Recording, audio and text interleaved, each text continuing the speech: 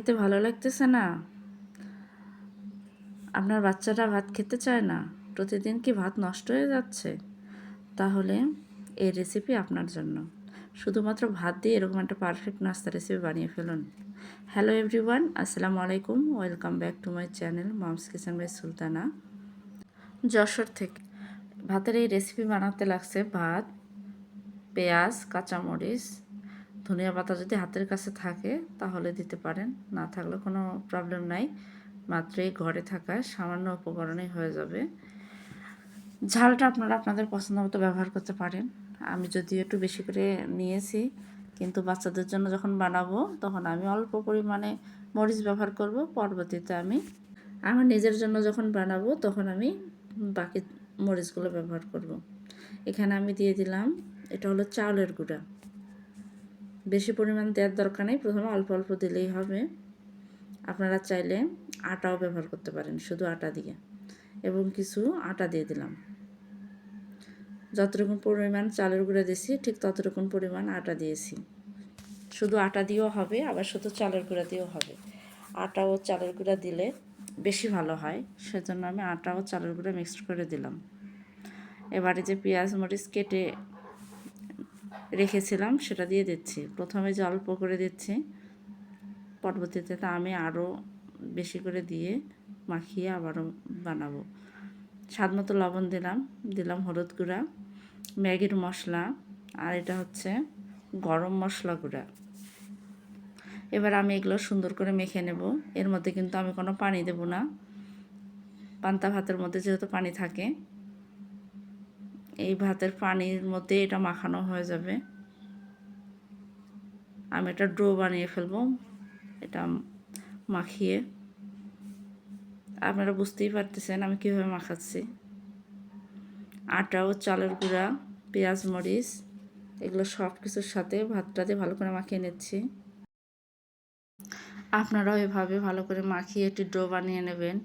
যদি by chance পানি লাগে সেক্ষেত্রে আপনারা একটু পানি ব্যবহার করতে পারেন, তবে বেশিরভাগ সময় হয় কি পানির প্রয়োজন হয় না, পানি ছাড়াই হয়ে যায়। যদি আপনার ভাতটা পানি দেওয়া থাকে সেক্ষেত্রে পানি তো লাগবেই না, আর যদি পানি দেওয়া না থাকে তাহলে একটু পানির প্রয়োজন হয়। দেখেন আমার এটা কিন্তু সুন্দর করে বিছিয়ে দিলে হচ্ছে। আমার কিন্তু এটা একবার হয়ে গেছে, আমার এরকমই দরকার ছিল। আমার একদম পারফেক্টভাবে হয়ে গেছে। এভাবে করে নেবেন, আর খেতে যে এত ভালো হয়, একদম গরম গরম থাকবে, খেয়ে দেখবেন খুবই ভালো হয়। এই যে চুলায় চলে আসলাম, একটা ফ্রাই প্যান বসিয়েছি। এবার কিছুটা ব্যাটার নিয়ে আমি যেভাবে বিছিয়ে দিচ্ছি এভাবে আপনারাও দেবেন। বেশ এরকম করে চারদিকে ছড়িয়ে সুন্দর করে সমান করে দেওয়ার চেষ্টা করবেন।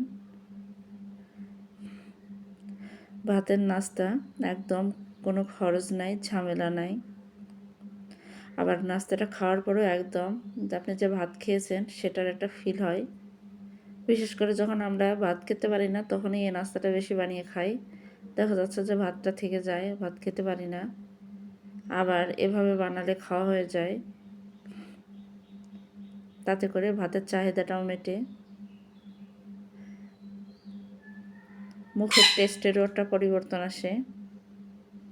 আমি একটু সমান করে দিচ্ছি, দুই পাশে ব্রাউন কালার হতে সুবিধা হবে, সেজন্য আপনারাও চেষ্টা করবেন এভাবে দিতে।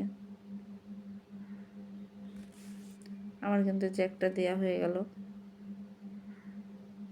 আর বড় করব না, এই পর্যন্তই থাকবে। যারা আমার ভিডিওটি দেখছেন একটি লাইক দিয়ে পুরো ভিডিও জুড়ে থাকবেন। চ্যানেলে নতুন হলে চ্যানেলটা সাবস্ক্রাইব করে পাশে থাকা বেল বাটনটি অন করে দেবেন, যে কোনো নতুন ভিডিও নোটিফিকেশন চলে যাবে।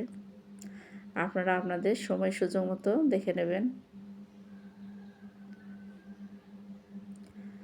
আমার এই ভাত দিয়ে খুব সাধারণভাবে একটা নাস্তা রেসিপি আপনাদের কার কাছে কেমন লাগলো জানাতে ভুলবেন না। অবশ্যই আমার কমেন্ট বক্সে জানিয়ে যাবেন।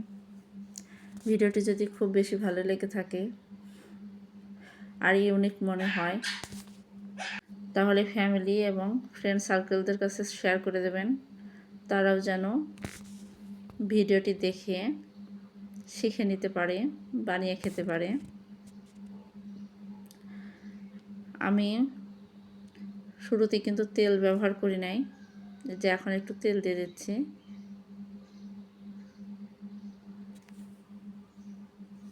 কিছুক্ষণ পরে তেল ব্যবহার করলাম।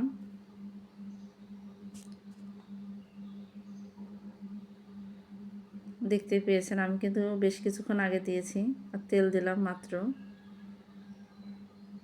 তেলটা পরে দিলেও কোনো সমস্যা নেই। প্রথমবার একটু সমস্যা হয়, পরবর্তীতে কিন্তু সুন্দরভাবে উঠে যায়। একদম ব্রাউন কালার করে মুচমুচে করে ভেজে নেব। খেতে অন্যরকম একটা টেস্ট আসে। আমার এই রেসিপি আপনারা যদি একবার বানিয়ে খান, কথা দিচ্ছি বারবার বানিয়ে খেতে মন চাইবে। এতটা টেস্টি হয়, এতটা ভালো লাগে। ভাত দিয়ে যে এরকম একটা পারফেক্ট নাস্তা রেসিপি হয়, সেটা না বানালে বুঝতেই পারতাম না। তাই বলছি আপনারাও বানিয়ে খেয়ে দেখবেন, আর রিভিউটা জানাতে ভুলবেন না কেমন লাগলো আপনাদের কাছে। আমার দেখেন এক পাশ কিন্তু হয়ে গেছে, উঠে যাচ্ছে। তাড়াহুড়া করে ওঠানোর কোনো দরকার নাই, ভেঙে যেতে পারে, যেহেতু এটা ভাতের নাস্তা। সাবধানে উঠাবেন, ভাঙবে না। আমার যে এক পাশে মাশাআল্লাহ একটা কালার এসেছে, উল্টো পাশেও সেম এরকম করে ব্রাউন কালার করে ভেজে নেব। যতটা ব্রাউন করে ভাজতে পারবেন নাস্তাটা, ততটাই ক্রিস্পি হবে, খেতেও ঠিক ততটাই ভালো লাগবে। এই নাস্তাটা আমি আজ পর্যন্ত যাকে যাকে খাইয়েছি সবাই প্রশংসা করেছে। সে বারবার করে জিজ্ঞেস করেছে আমি কিভাবে বানালাম, ভাত দিয়ে কি কখনো এরকম চাপটি হয়।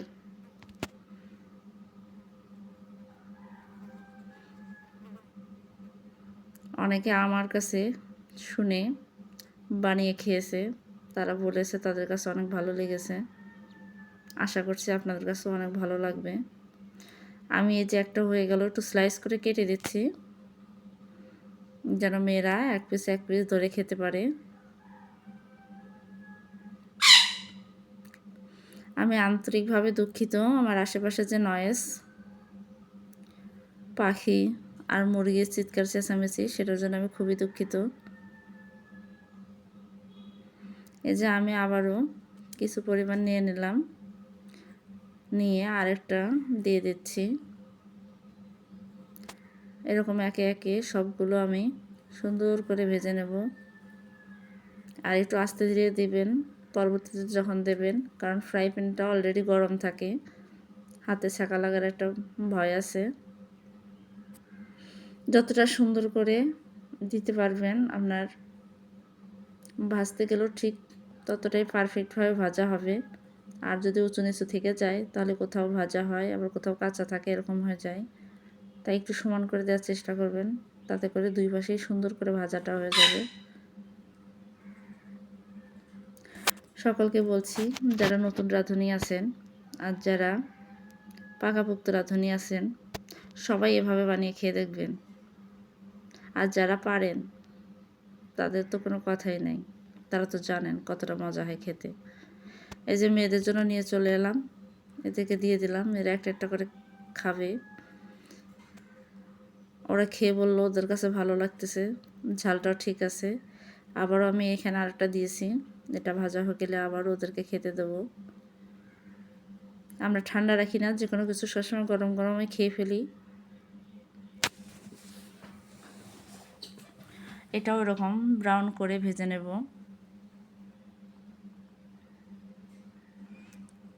আমার মেয়েরা এটা খায়, তাই আমি কিন্তু ভাত থাকলে অনেক সময় সকালে নাস্তায় এটাই বানাই। এই যে সেটাও ভেজে নিলাম, দেখেন দেখতে মাশাআল্লাহ কতটা ভালো লাগতেছে, কতটা আকর্ষণীয় লাগতেছে। আমার ভিডিওটি যদি ভালো লাগে লাইক কমেন্ট শেয়ার করে পাশে থাকবেন বন্ধুরা। আজকের মতো এখানেই বিদায় নিচ্ছি। ভালো থাকবেন, সুস্থ থাকবেন, আবারও নতুন ভিডিওর সাথে দেখা হবে।